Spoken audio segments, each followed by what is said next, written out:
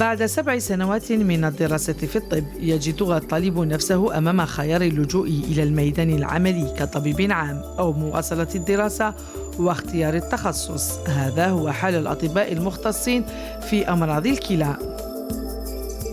J'ai choisi néphro, donc par conviction, je l'ai choisi. Bon, pendant l'externat, on ne fait pas la néphrologie, on fait juste un stage de 3 semaines. Donc tout le monde voit la néphro comme un monde qui n'est pas bien clair, qu'on pourra le découvrir seulement en faisant la spécialité.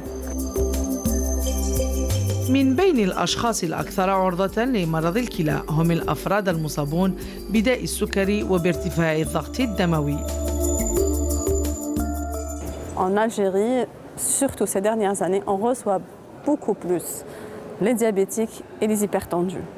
Donc l'évolution, après tant d'années, l'évolution de diabète et d'hypertension, surtout je parle des patients généralement indisciplinés, des patients qui ne tentent pas à équilibrer leur diabète ou qui tolèrent des chiffres de tension élevés et tout. Donc le rein sera la première victime de tout ce déséquilibre. مرض الكلى المزمن هو الفقدان التدريجي في وظائف الكلى على مدى شهور أو سنوات. تتمثل أعراضه في تدهور وظائف الكلى الغير محددة، وقد تشمل الشعور العام بالإعياء والمرور بضعف الشهية، الإرهاق، مشكلة في النوم وغيرها من الأعراض. La maladie rénale chronique, donc c'est une maladie qui évolue à bas bruit. Le patient ne sent rien. Ce n'est pas une maladie qui provoque la douleur ou autre chose. Donc c'est l'intérêt du dépistage, surtout chez les diabétiques et les hypertendus. L'étiologie la plus fréquente dans la maladie rénale chronique, c'est le diabète. Donc le diabétique doit consulter chez un néphrologue pour dépister s'il y a une insuffisance rénale chronique, d'où l'intérêt d'un suivi à la consultation. أمراض الكلى تعد السبب الثامن للوفيات في الجزائر بالخصوص. هذه إحصائية سنة 2016 بعد ما كانت سبب العاشر تقدمت إلى سبب الثامن، وتخص بالخصوص مرضى السكري ومرضى ارتفاع الضغط الدموي اللي هما السببين الرئيسيين لأمراض الكلى في الجزائر وفي كل العالم. بعد هذه الأمراض يجوا الأمراض الوراثية اللي احنا نعانيو منها بكثرة، لأنه كاين الزواج العائلي بكثرة في الدول المغاربية وخصوصا الجزائر. دونك هذا الزواج راح يؤدي إلى ظهور الأمراض الوراثية بالخصوص إذا ما كانتش كاينة من قبل راح تظهر من جديد. يجب على الإنسان من فترة لفترة يقيس الضغط الدموي تاعو، خاطر الضغط الدموي هو مرآة للكلى، يقدر يكون عنده مرض كلى. ثاني حاجة هي احيانا المرضى يكون عندهم تورم من القدمين والاخر.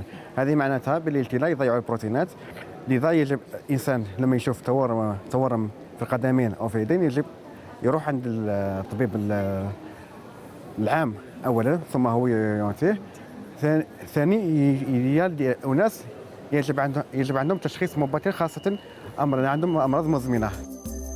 يتم تشخيص مرض الكلى المزمن عن طريق نسبة الكرياتينين في الدم، ولمعرفة السبب الرئيسي وراء التخاذل الكلوي يمكن اللجوء إلى مختلف أشكال التصوير الطبي واختبارات الدم، وغالباً فحص عينة من النسيج الكلوي.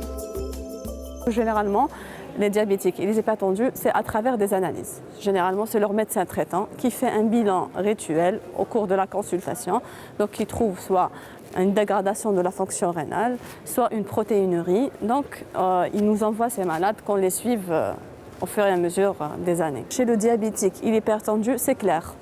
Donc, c'est clair, le rein est atteint par ces deux pathologies. Donc, la ponction rénale, on ne la fait pas. La ponction rénale, on la fait généralement chez des sujets jeunes qui présentent d'autres maladies en dehors de l'hypertension, de diabète, qui sont des maladies rénales ou des maladies de système, ou pour voir le diagnostic et le pronostic de l'insuffisance rénale. دونك اولا ماذا بينا نتفاداو هذا الشيء كامل باغ لو ديبيستاج. الفحص المبكر لازم يكون في المراحل الاولى بالنسبه للمرضى هذو تاع الضغط الدموي، ولا بالنسبه للمرضى السكري، او حتى بالنسبه للمرضى اللي عندهم في العائله نتاعهم مريض بمرض الكلى. دونك ماذا بينا نكونوا في مرحله الكشف المبكر. هذا الكشف المبكر عاده يكون جد بسيط، لكن المشكله في تحسيس المرضى، بحيث انه عندنا صعوبات جد كبيره مع المرضى، ما نقدروش كيفاش نوصلوا لهم هذه المعلومه. لا يوجد علاج شافي للمرض الكلوي المزمن، لكن إن لم تتمكن الكلى من متابعة تصفية الفضلات والسوائل بنفسها وتعاني من فشل كلوي كامل أو شبه كامل، فهنا لابد من غسيل كلوي أو زراعة الكلى. عندنا 3 طرق علاج معترف عليها هنا في الجزائر وعالميا، اللي هي تصفية الدم عن طريق آلة اللي هي يصفي بها 3 مرات في الأسبوع.